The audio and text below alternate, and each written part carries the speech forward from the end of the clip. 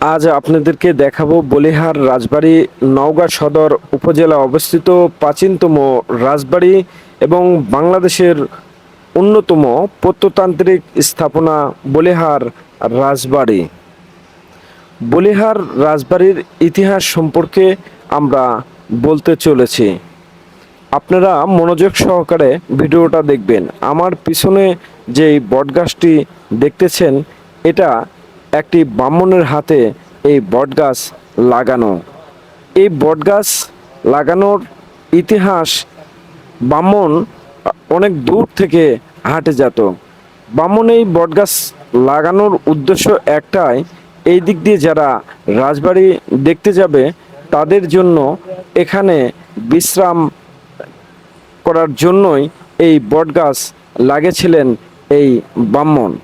এই বটগাছ অনেক পুরাতন এবং অনেক আগের। ব্রাহ্মণের বাড়ি ছিল, উনি পায়ে হাঁটে হাঁটে রাজবাড়িতে যেতেন। যাক, এইসব কথা বাদ দেই, এখন বলিহার রাজবাড়ির সেই কিছু কথা বলা যাক। নওগাঁ জেলার অন্যতম বিখ্যাত জমিদার ছিলেন মুঘল সম্রাট অঙ্গরাজ্যের অধীনে নওগাঁ বলিহার এলাকার এক জমিদার জাগির লাভ করেছিলেন। 1823 সালে জমিদার রাজেন্দ্রনাথ এখানে একটি রাজেশ্বরী দেবীর মন্দির নির্মাণ করেছিলেন। এই মন্দিরটা আপনাদেরকে আমরা দেখাবো। তিনি মন্দিরের পিতলের তৈরি রাজেশ্বরী দেবীর একটি মূর্তি স্থাপন করেছিলেন। মূর্তিটি বলিহার সহ এই অঞ্চলের প্রসিদ্ধি ছিল। বলিহার জমিদার পরিবারের প্রতিষ্ঠা করেছিলেন নরসিংহ চক্রবর্তী। সম্রাট অঙ্গরাজের কৃতক জাগির লাভ করে বলিহারের জমিদাররা এই এলাকায় নানা স্থাপনা গড়ে তোলেন, যার মধ্যে বলিহার রাজবাড়ি অন্যতম। বলিহার জমিদার বাড়ির অনেক রাজা উচ্চ শিক্ষিত ছিলেন। তার মধ্যে কৃষ্ণনন্দ রায় বাহাদুর রাজা বিখ্যাত লেখক ছিলেন।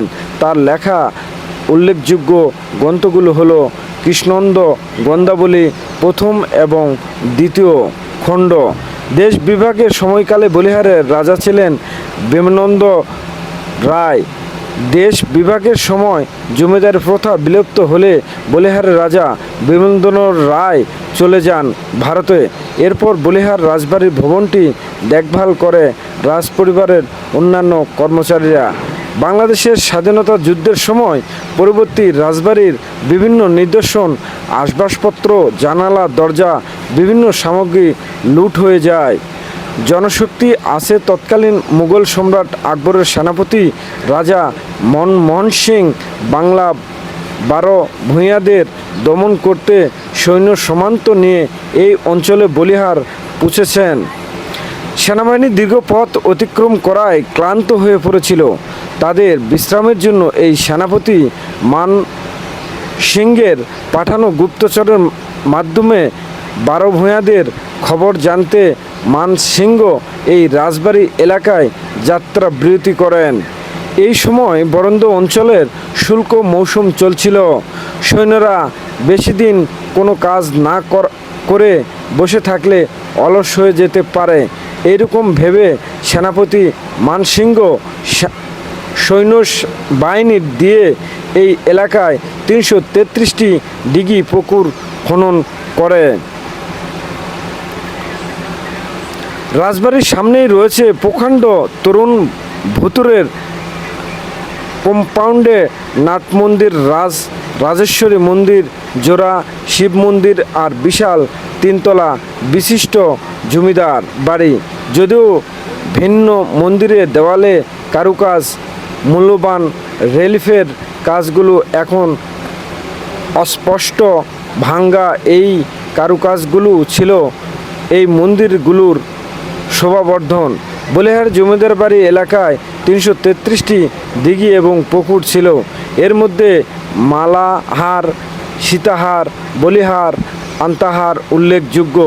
প্রাসাদের সামনে একটি ছোট চিড়িয়াখানা ছিল, যেখানে বাঘ, ভাল্লুক, বানর, হরিণসহ নানা প্রজাতির পশু পাখি ছিল।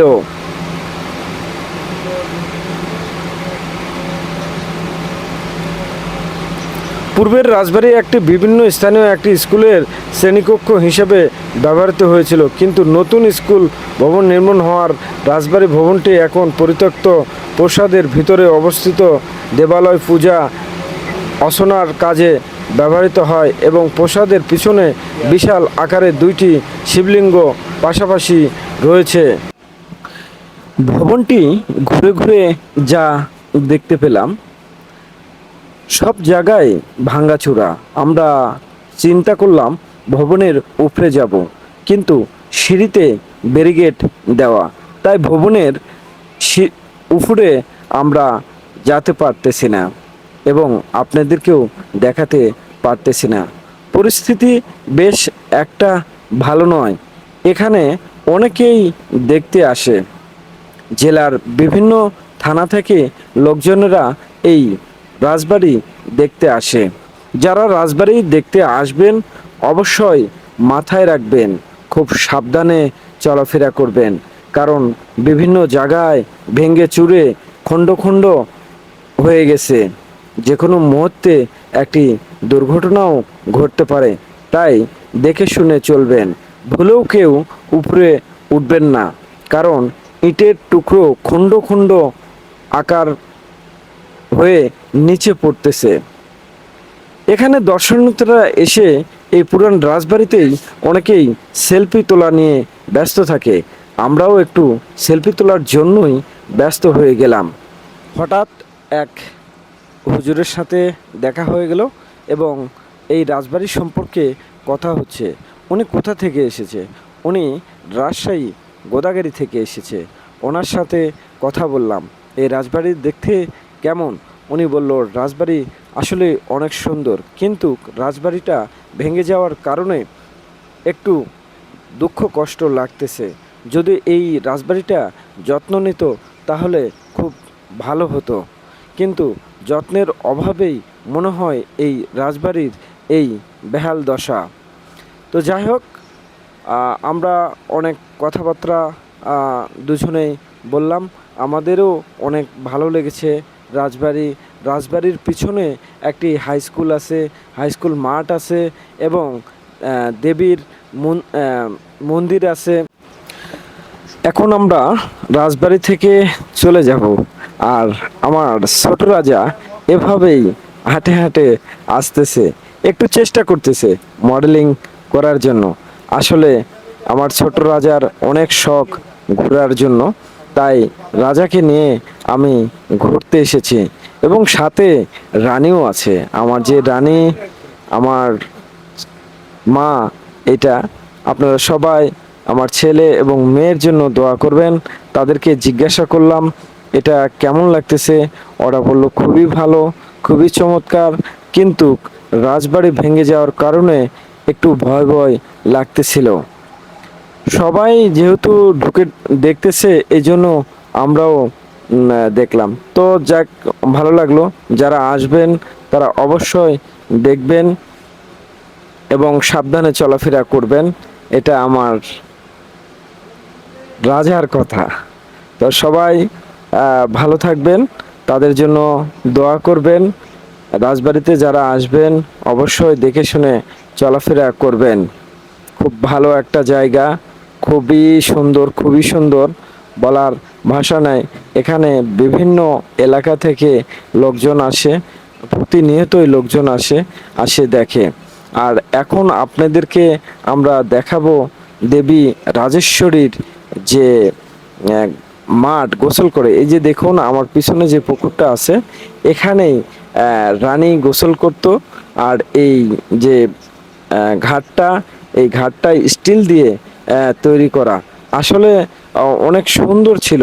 এখন যত্ন না নেওয়ার কারণে পুকুরের চতুর সাইডে আপনার জঙ্গলে আর কি ভরে গেছে, তবে পানি এখনো পরিষ্কার। তবে যারা আসবেন তারা এই ঘাটে আসলে আপনাদের অনেক ভালো লাগবে। দুই সাইডে গাছ আছে, অনেক সুন্দর জায়গা।